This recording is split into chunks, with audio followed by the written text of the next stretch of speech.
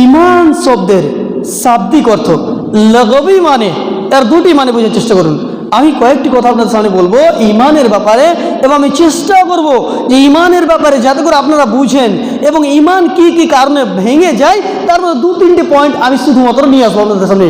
প্রথম পয়েন্ট হচ্ছে যে ইমানের লাগবি মানে হচ্ছে বিশ্বাস করা। কি করা?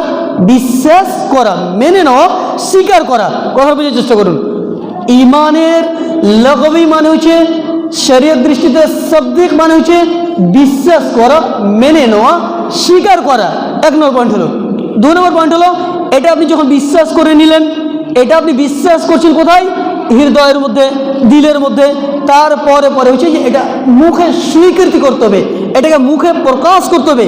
এটা দিলের মধ্যে রেখে দিলে যথেষ্ট না, আপনাকে এটা প্রকাশ করতে হবে। তার পরবর্তী হচ্ছে 3 নম্বর পয়েন্ট, যে সেটার প্রতি আপনাকে আমল করতে হবে। যেমন মনে করেন আমরা আল্লাহকে মেনেছি, একজন গায়ের মুসলিম, একজন অমুসলিম যখন ইসলাম নিয়ে আসে তখন তাকে প্রথমত কি বলা হয়? কালিমায়ে শাহাদাহ পাঠ করানো হয়। কি বলা হয়? আশহাদু আল্লা ইলাহা ইল্লাল্লাহ ওয়া আন্না মুহাম্মাদার রাসূলুল্লাহ। তাকে বলানো হয়, সে বলে আমি সাক্ষী দিচ্ছি, আমি গবাহি দিচ্ছি যে আল্লাহ ব্যতীত কোনো সত্য মাবুদ নেই, এবং নবী মুহাম্মদ সাল্লাল্লাহু আলাইহি সাল্লাম হচ্ছেন আল্লাহ রাব্বুল ইজ্জতের প্রেরিত বান্দা এবং রাসূল।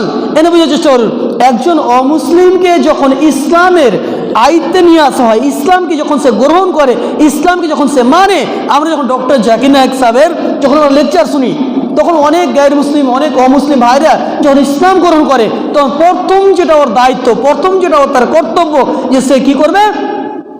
এক আল্লাহকে মেনে নিবে, এক আল্লাহকে বরহাকে রব, বরহাকে মাবুদ, হাকিকি রব হিসেবে মেনে নিবে।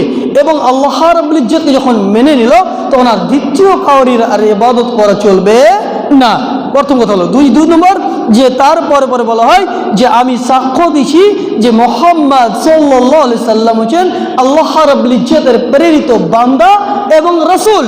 এখানে 2 নম্বর পয়েন্ট, 2টি পয়েন্ট, যে একজন মুমিন মুসলিমের এটা দায়িত্ব সে যেন আল্লাহ রাব্বুল ইজ্জতকে সঠিকভাবে জানে, আল্লাহ রাব্বুল ইজ্জতের ব্যাপারে সঠিক ধারণা রাখে, সঠিক তার আকীদা রাখে যে আল্লাহ রাব্বুল ইজ্জত কোথায় আছেন। যেমন মনে করেন আমাদের মধ্যে অনেক যারা মাযহাবী রয়েছে, অনেক যারা ফিরকার মধ্যে রয়েছে, তারা বলে থাকে আল্লাহ অনেক সব জায়গাতে রয়েছে।